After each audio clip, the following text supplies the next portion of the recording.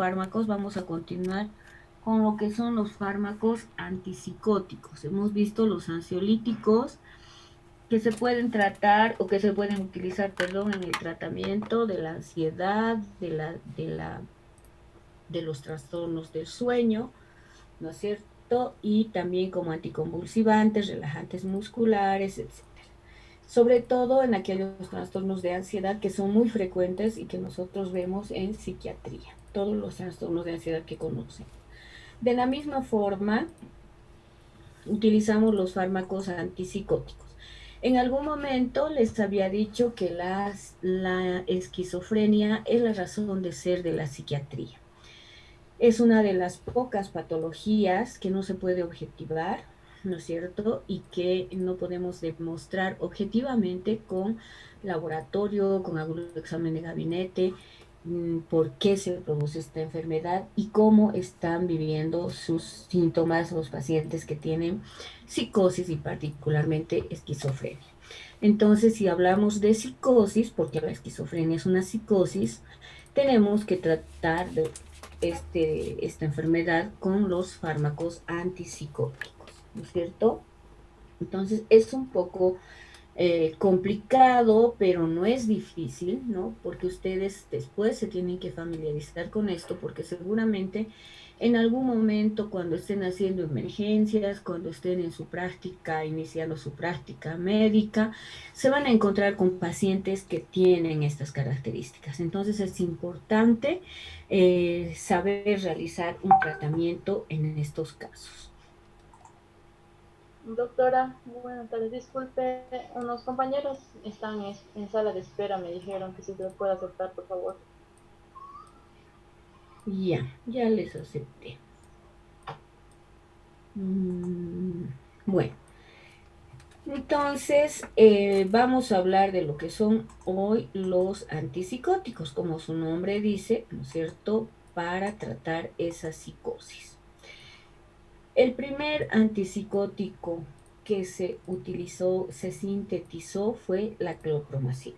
Primero se había utilizado la reserpina, pero no se tuvo el beneficio que se esperaba en el tratamiento de la psicosis. Entonces, el primer antipsicótico sintetizado fue la clorpromacina y fue sintetizada en 1950 por Charpenter como derivado de la prometacina, que era una fenotiazina antihistamínica y que tenía una marcada acción sedante y se estaba utilizando como un medicamento potenciador de la anestesia, ¿no? Entonces se pudo apreciar que esta nueva molécula ejerció un efecto netamente distinto al de la prometacina. La prometacina entonces se utilizaba como antihistamínico.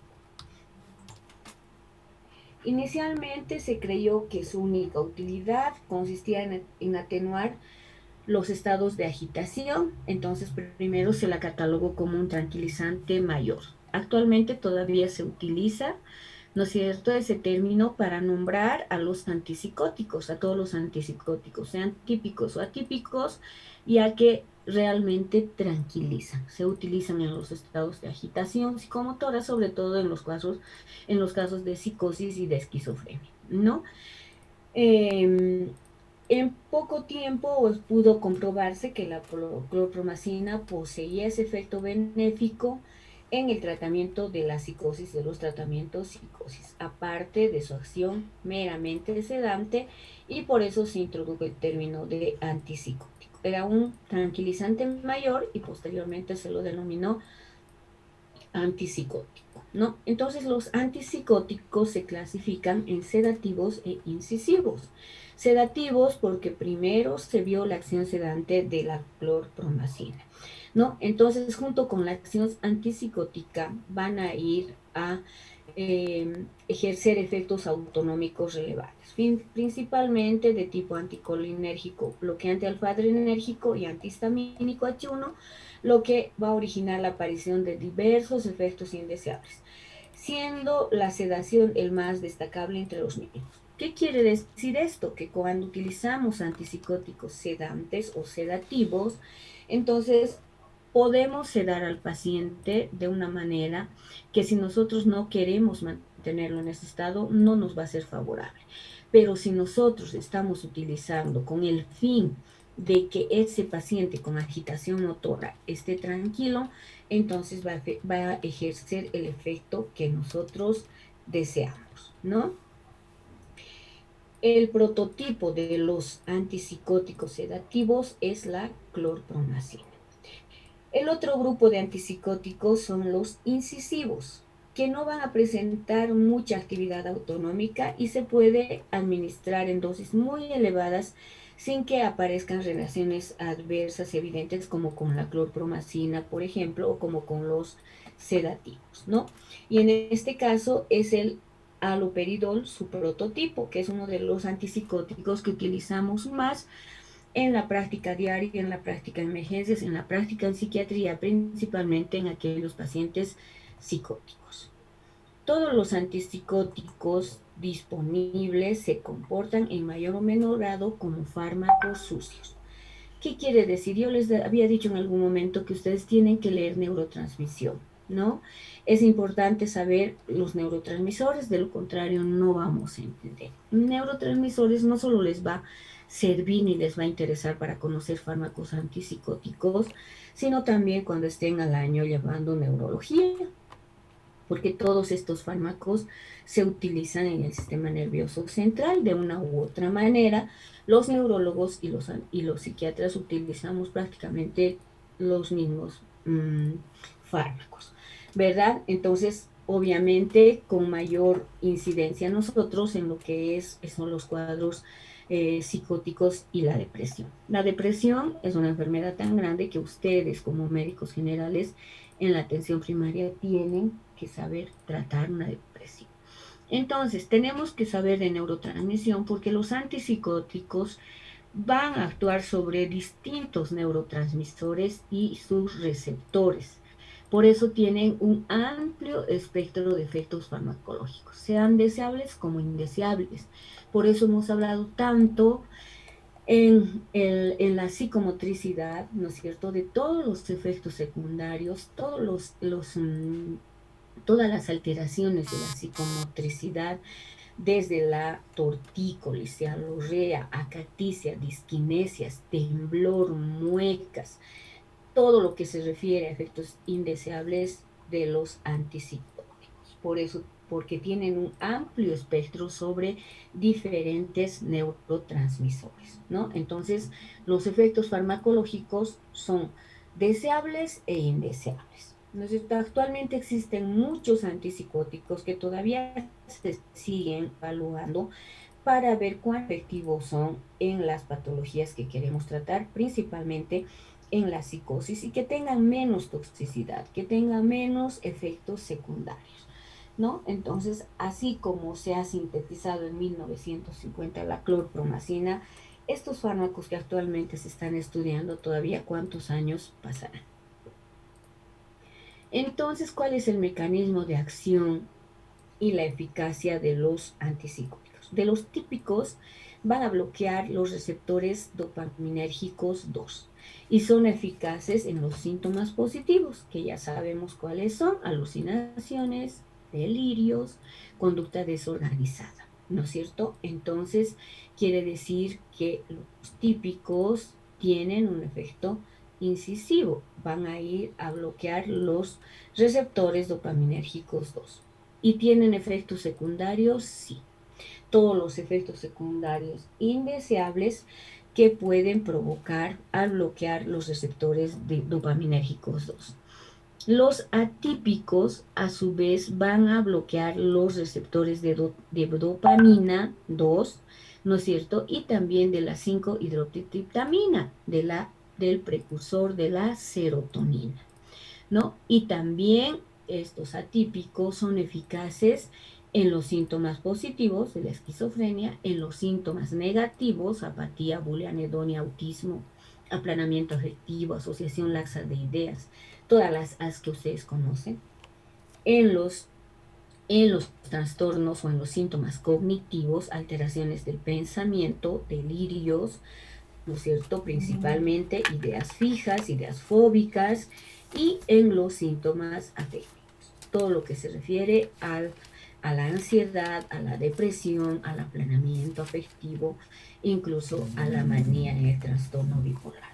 Entonces, su efecto de acción, su espectro de acción es amplio. Al bloquear tanto los receptores dopaminérgicos B2 y los de la 5-hidroxitriptamina, que es la de la serotonina. Y los atípicos tienen un bajo riesgo de efectos secundarios. Entonces, cuando utilizamos, lamentablemente en nuestro medio, nos vemos utilizados o nos vemos obligados, perdón, a utilizar sobre todo en los pacientes institucionales, y me refiero al psiquiátrico y al psicopedagógico, nos vemos obligados a utilizar los antipsicóticos típicos. ¿Por qué? Porque tienen menos costo, son buenos, tienen, son muy efectivos, pero sus efectos secundarios también son más grandes versus los atípicos, ¿no? Entonces, si un haloperidol cuesta, por poner un número que realmente no lo sé, 2 pesos, la risperidona va a costar 12 pesos, ¿no? En el mejor de los casos, cuando la institución compra en gran cantidad, pues llega a costar unos 5 pesos o 6 pesos. Entonces, ese es el mayor problema. ¿Por qué no utilizamos los antipsicóticos atípicos, que sería lo ideal? En la consulta privada sí utilizamos. Hay mucha gente que realmente ya ha ido, ¿no es cierto?, a la institución, han ido de médico a médico y bueno, finalmente van a la consulta y es una buena alternativa, sobre todo por los efectos secundarios. Y eso es lo que más molesta al paciente y también al familiar, ¿no? Entonces, también son antagonistas de otros receptores alfa-adrenérgicos y por eso va a haber esa hipotensión postural. Por eso es que les decía, todos los efectos secundarios que tienen se deben al antagonismo con otros receptores, con los muscarínicos, por ejemplo, y que por eso va a haber sequedad de boca, estreñimiento, retención urinaria. Y si ustedes se dan cuenta, estos síntomas son muy molestos. Tienen que estar, de hecho, nuestros pacientes en el hospital con agua, tomando agua todo el día, y eso es lo que les llamaba la atención a los alumnos. Me decían, ¿por qué todo el tiempo se están mojando o están tomando agua? Porque realmente hay un antagonismo por los medicamentos, hay un antagonismo muscarínico y les va a provocar esto. También la hipotensión postural, que es muy importante a tomar en cuenta, y que el personal de enfermería tiene el mayor cuidado cada vez que el paciente se está levantando de la cama. Y con los receptores H1 de la histamina por la sedación, ¿no es cierto? Entonces, pero calman la agitación y disminuyen las conductas agresivas por esa sedación que produce. Entonces ya sabemos todos qué es la psicosis, ¿no es cierto? Que es un trastorno grave.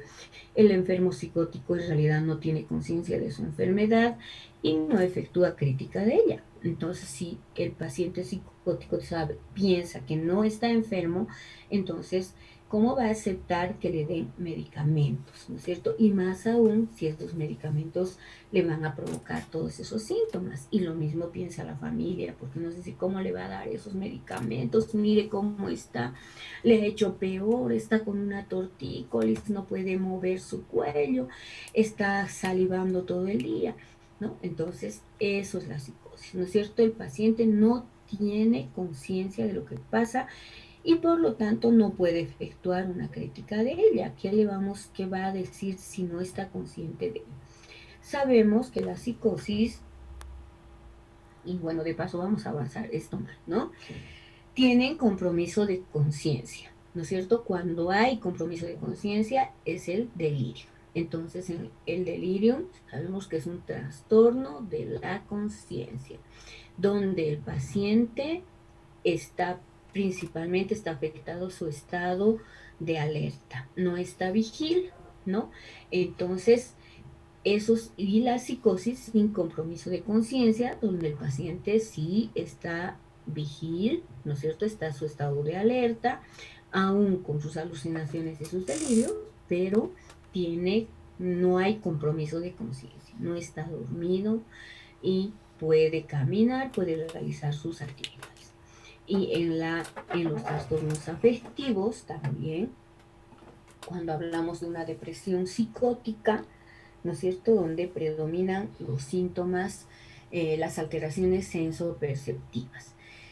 En la psicosis maníaco-depresiva, también que hemos hablado tanto del trastorno bipolar, también en el trastorno delirante, que el trastorno delirante, a diferencia de los síntomas positivos, que son los de la esquizofrenia, entonces en el trastorno delirante el paciente está más agresivo porque realmente defiende y reacciona a sus delirios como si tuvieran una realidad única, ¿no? Entonces, y se caracteriza por eso.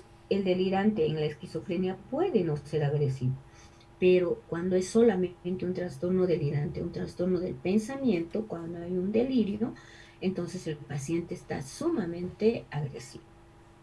Y en una psicosis reactiva, alguna enfermedad médica, algún trauma, alguna intoxicación por sustancias, entonces también tenemos que hablar de una psicosis sin compromiso de conciencia. Y hemos hablado tanto de la esquizofrenia, ¿no es cierto?, que vemos, si vamos a hacer una clasificación dimensional, vamos a ver ese síndrome de pobreza psicomotora. Esos síntomas negativos primarios, que son los negativos, la pobreza en la expresión, aplanamiento afectivo, disminución de la movilidad espontánea, hay abulia, ¿no es cierto? El paciente no tiene ningún efecto motivador para poder realizar sus actividades. El otro síndrome de desorganización, donde está ese trastorno formal del pensamiento, una afectividad inapropiada, esa conducta extraña y desorganizada, que hace que las personas que están con estos pacientes reaccionen de una manera extraña y toda esa su actividad y esa su conducta se torna bizarra, porque está reaccionando en función, esa conducta, mejor dicho, está en reacción en función a sus alucinaciones y muchas veces a sus delirios.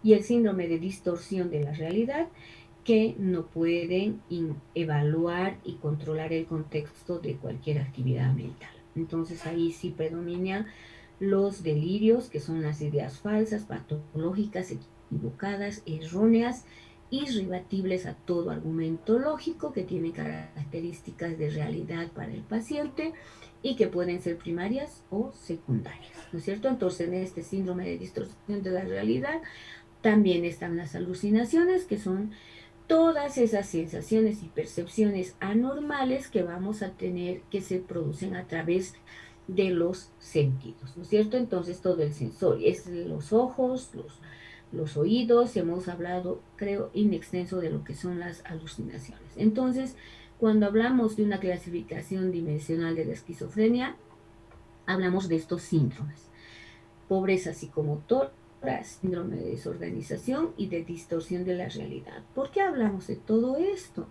Porque obviamente los antipsicóticos tienen que ir a actuar sobre estos síntomas, ¿no es cierto? Sean incisivos o sean sedativos, lo que tenemos que lograr es que ese paciente mejore esa pobreza psicomotora, que ese paciente desorganizado empiece a organizar su pensamiento, su afectividad, esa su conducta que hace, que provoca extrañeza en los demás. Y esa distorsión de la realidad que hace que el paciente realmente esté desconectado, haya perdido contacto con la realidad. Entonces los incisivos van a ir a actuar sobre todos los síntomas que tienen estos síndromes, ya sea en la psicomotricidad, ya sea en la sensopercepción y el pensamiento, en la afectividad, en la conducta, ¿no es cierto? Entonces tenemos que tener en cuenta esas situaciones porque ahí en esos síntomas van a actuar los antipsicóticos. La esquizofrenia es una enfermedad poligénica, polisintomática y deteriorante. Hemos hablado varias veces y la película que ustedes han visto, Una mente brillante, ¿no es cierto? Ahí podemos ver realmente cuán deteriorante es.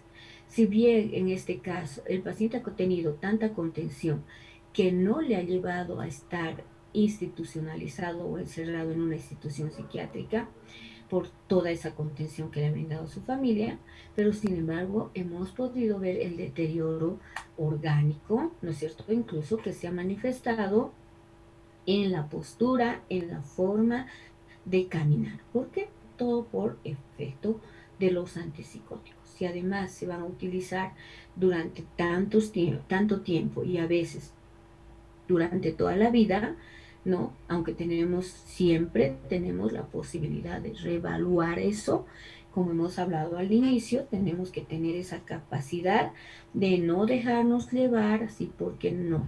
Los libros dicen, y no es así, ¿no es cierto? En muchos casos vamos a terminar con un fármaco a dosis mínimas para que no haya problemas. Y muchas veces habrá el paciente dejará la medicación y en situaciones de crisis podrá volver a utilizar y ya no va a ser empezar el tratamiento de cero.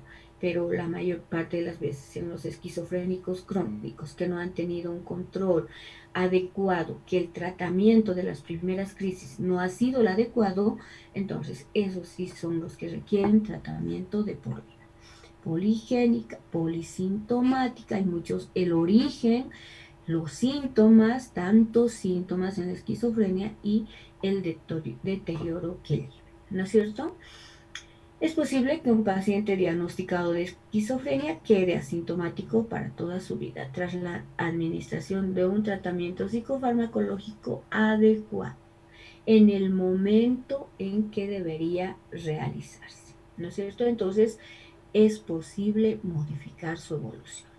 Entonces, tantos estudios que se están haciendo sería el colmo y tantos fármacos y se está realizando o se le ha dado toda la importancia que requiere y sería el colmo que no se pueda modificar y que realmente nos sigamos manteniendo y digamos necesita estar con tratamiento de por vida. Entonces, todo esto nos lleva a decir que la principal indicación de los antipsicóticos pues, es el tratamiento de algunos síntomas de la esquizofrenia. En la esquizofrenia hay un exceso de dopamina. La dopamina es el neurotransmisor que causa esa sensación de bienestar y de placer, ¿no es cierto? Y los antipsicóticos, van a actuar disminuyendo esos niveles de dopamina. Entonces se conoce como teoría dopaminérgica de la esquizofrenia. Por eso volvemos a hablar de esquizofrenia, porque se ha estudiado tanto los antipsicóticos, sobre todo en los cuadros psicóticos y principalmente en la esquizofrenia. ¿No es cierto? Entonces, todas las investigaciones que se realizan están avaladas por la inducción de cuadros psicóticos a partir de sustancias como la cocaína, las anfetaminas, que van a aumentar las concentraciones de dopamina. Entonces, si sabemos que la esquizofrenia se debe a una producción excesiva del neurotransmisor, que es la dopamina, todos los antipsicóticos bloquean los receptores dopaminérgicos, ¿no? Para que esta dopamina ya no se siga sintetizando y ya no siga habiendo una abundancia y esté provocando todos los síntomas positivos y negativos de la esquizofrenia. Entonces también se va a deber a que los fármacos que actúan a través de la dopamina y que producen comportamientos esquizofrénicos y niveles altos de receptores dopaminérgicos fueron encontrados en cerebros de pacientes esquizofrénicos, ¿no? ¿Cuáles son los síntomas sobre los que van a realmente incidir estos fármacos? Todo lo que hemos dicho, alucinaciones, delirios, comportamiento extravagante, alteraciones del pensamiento. El delirio es una alteración del pensamiento. ¿Qué otras alteraciones del pensamiento habrá? Esas ideas fijas, esas ideas sobrevaloradas, esas ideas de minusvalía, esas ideas fóbicas también, esas fobias irracionales, entonces son alteraciones del pensamiento, ¿no? Y los negativos, que ya sabemos todos, la alogia, la asociabilidad, el paciente no le interesa ningún tipo de tener ningún tipo de relación, de interacción social con nadie, ese aplanamiento, indiferencia afectiva y toda la esfera cognitiva afectada. ¿No es cierto? No atiende, no se concentran, alteraciones en su memoria, alteraciones en la orientación. Y habíamos dicho que si en el primer episodio se trata de una manera adecuada, entonces sobre todo los síntomas positivos, porque lo primero que vamos a tratar es cuando un paciente ingresa en crisis. Puede ser que haya tenido mucho tiempo una personalidad premórbida que le ha dejado actuar de una manera relativamente adecuada, ¿no? Pero cuando entra en crisis, entonces sí tenemos que hacer el tratamiento y sobre todo de los síntomas positivos. Entonces, realizar un tratamiento adecuado, entonces va a prevenir suicidios y va a mejorar el funcionamiento social en varios de estos pacientes.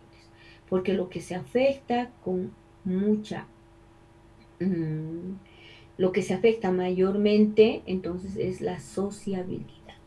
Tal es así que hay ahora actualmente hay antipsicóticos resocializadores, ¿no es cierto?, que permiten que los pacientes puedan tener una vida social normal, como la quetiapina, ¿no?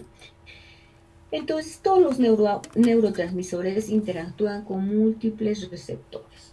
Entonces, sobre todo la dopamina, la serotonina, la norepinefrina, la acetilcolina, la histamina. ¿Qué alteraciones neuroanatómicas y funcionales podemos ver?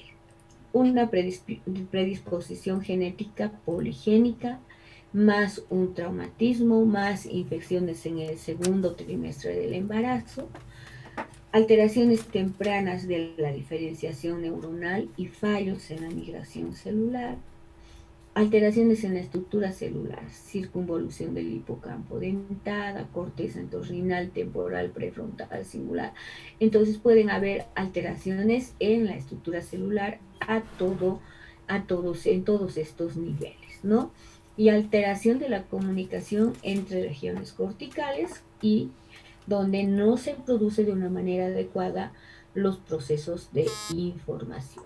Entonces, todas estas alteraciones que son neuroanatómicas, que tienen que ver con el desarrollo del cerebro, con las alteraciones tempranas que han habido en la diferenciación neuronal, con la predisposición genética, con esas alteraciones en la estructura celular, con esa alteración de la sinapsis, esa alteración, esas interconexiones que siempre hablamos, decimos, se comunican de un hemisferio a otro, de un lóbulo a otro, o sea, las conexiones interhemisféricas tienen que darse para que el cerebro actúe de una manera integrada, ¿no es cierto? Entonces, todas estas alteraciones neuroanatómicas y funcionales parecería que son productoras de que haya alteraciones en la producción de la dopamina. También las lesiones temporolímbicas y frontales, ¿no es cierto?, que van a hacer que se produzca todos los síntomas de la esquizofrenia, que producen alteraciones en las conexiones funcionales entre la corteza prefrontal y temporolímbica. Por eso se producen todos esos síntomas en la corteza prefrontal. Si hablamos qué funciones mentales están ahí, todas las funciones mentales jerárquicas superiores. Y en la límbica, todo lo que son los afectos y todos los síntomas que se producen en la esquizofrenia, entonces están dados porque hay esas alteraciones, esas lesiones a nivel temporal, a nivel del sistema límbico, a nivel prefrontal y esa comunicación que no es la adecuada, ¿no?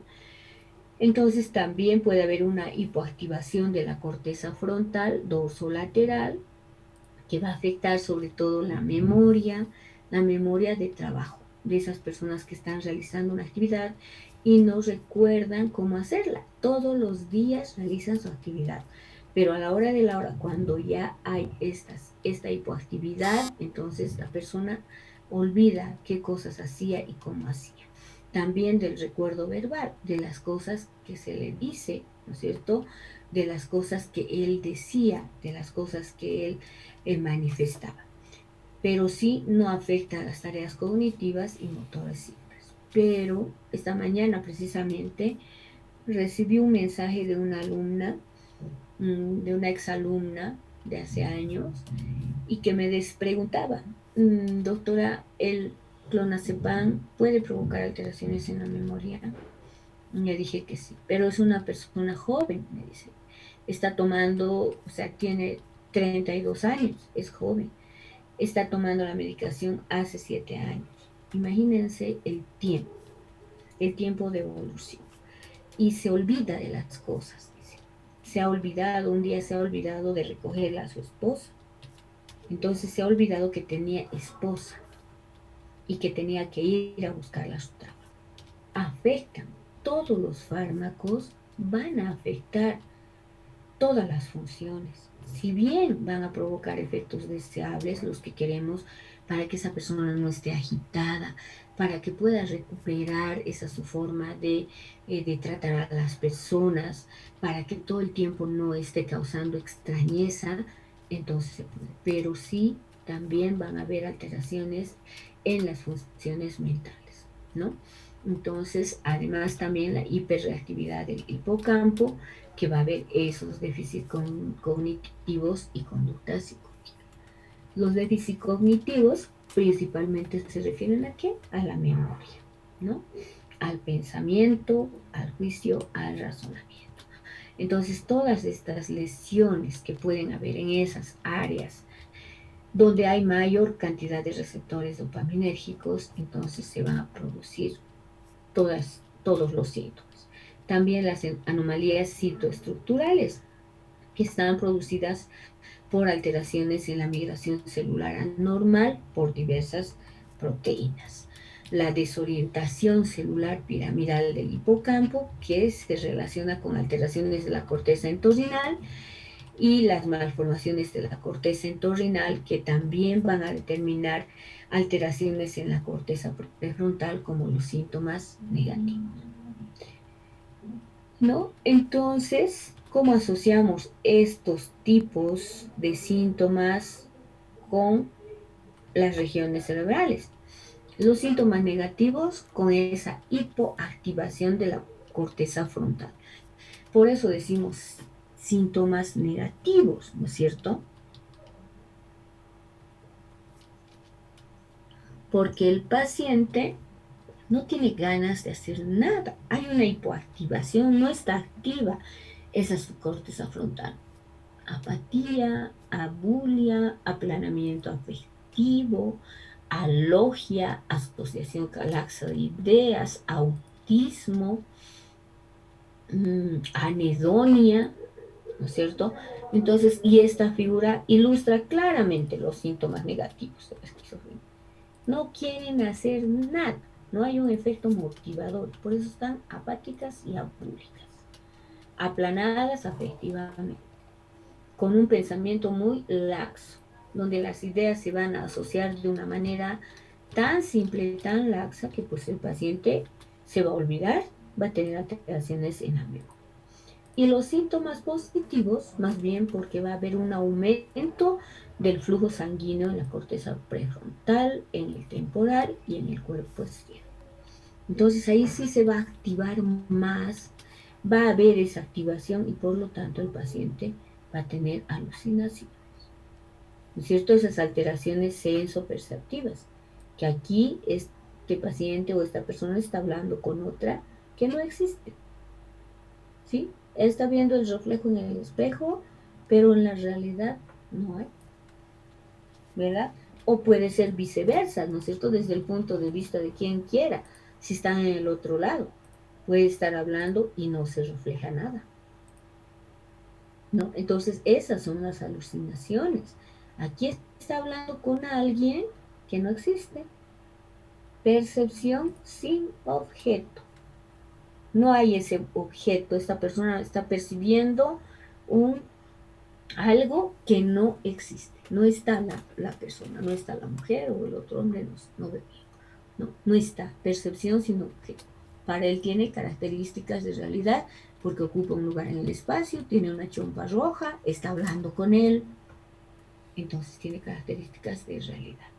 Por eso son los síntomas positivos, que va a hacer que aumente más la dopamina y por eso se produzcan estos síntomas, porque aumenta ese flujo sanguíneo en la corteza cerebral, a, en la corteza prefrontal, a diferencia de los negativos, donde se hipoactiva, no hay activación de la corteza frontal.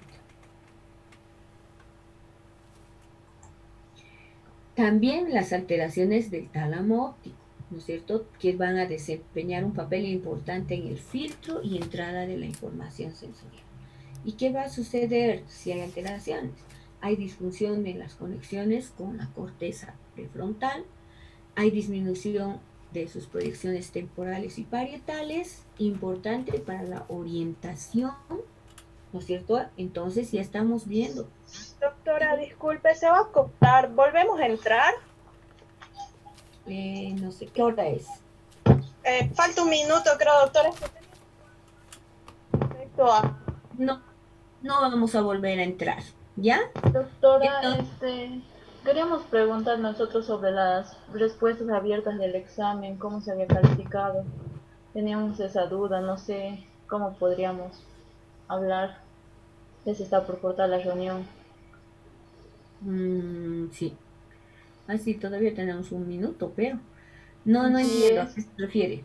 es que, por ejemplo, queremos saber si es que estaba validada la opción de que acepten mayúsculas y minúsculas, porque a veces el sistema, si la respuesta estaba escrita con minúsculas, si pones la misma palabra en mayúscula, la acepta como incorrecta. O si Nah, pones una mayúscula, una minúscula también.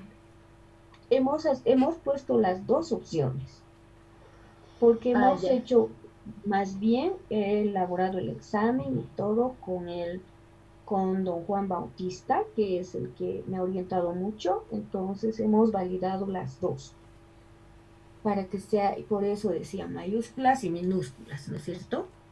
Entonces Ah, ya. estaban validadas las dos, ¿ya? Está bien, doctora, Doctora, gracias. pero también hay la cuestión de que teníamos que poner las palabras exactas que pide el sistema y en algunas no